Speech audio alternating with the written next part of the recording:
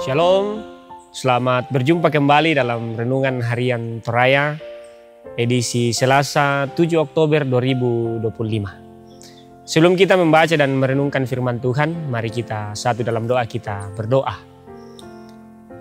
Kami mengucap syukur Tuhan Engkau boleh menyertai setiap langkah kehidupan kami, sehingga kami boleh terus ada sebagaimana kami ada sampai saat ini.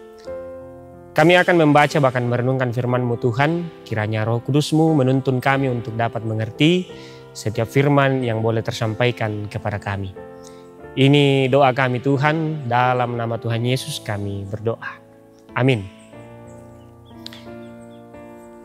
Pembacaan kita hari ini terambil dari 1 Yohanes 5, ayatnya yang pertama sampai ayatnya yang ke-5.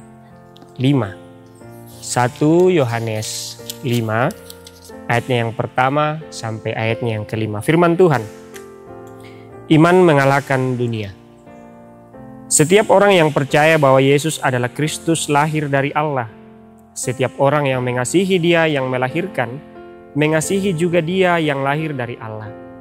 Dengan inilah kita ketahui bahwa kita mengasihi anak-anak Allah, yaitu apabila kita mengasihi Allah serta melakukan perintah-perintahnya.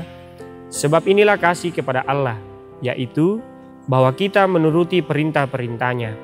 Perintah-perintahnya itu tidak berat, sebab semua yang lahir dari Allah mengalahkan dunia.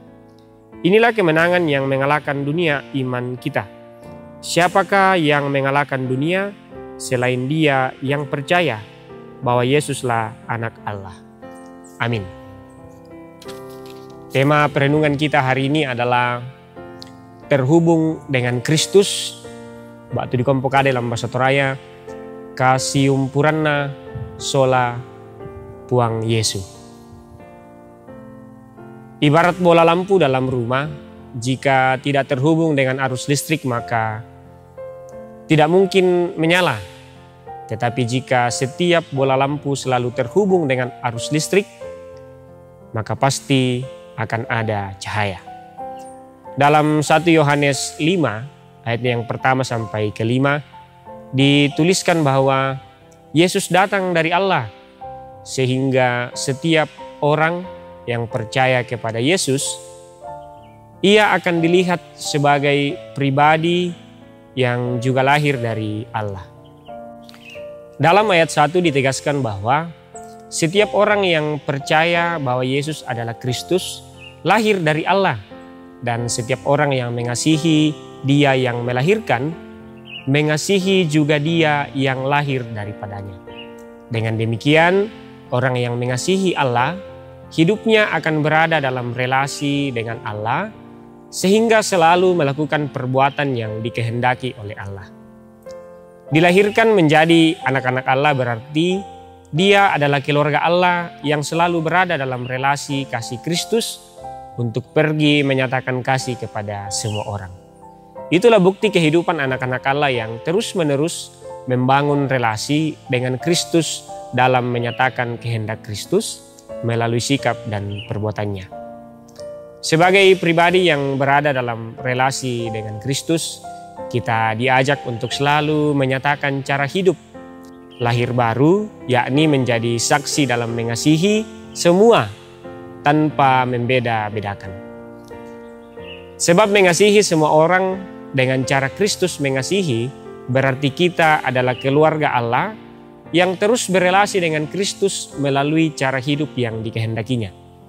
Setiap orang yang terhubung dengan Kristus, ia harus memiliki iman yang hidup, yakni iman yang disertai dengan perbuatan, agar orang semakin mengenal bahwa kita adalah murid Kristus yang setia dan taat. Bapak, Ibu, dan saudara-saudara, tetaplah terhubung dengan Kristus dalam menjalani hari-hari yang Tuhan karuniakan. Amin. Mari kita berdoa. Kami kembali bersyukur Tuhan untuk setiap cinta dan kasih-Mu yang selalu nyata dalam kehidupan kami. Terima kasih untuk firman-Mu yang boleh kami renungkan. Kiranya boleh terus mengajarkan kami dalam kehidupan ini untuk berlaku seperti anak-anak Kristus yang setia dan taat hanya kepadamu. Kiranya Roh Kudus-Mu yang selalu menuntun kehidupan kami, agar firman-Mu boleh selalu menjadi landasan dalam setiap langkah dan kehidupan kami. Kami serahkan seluruh kehidupan kami Tuhan hanya ke dalam tangan-Mu. Ini doa kami, dalam nama Tuhan Yesus kami berdoa. Amin.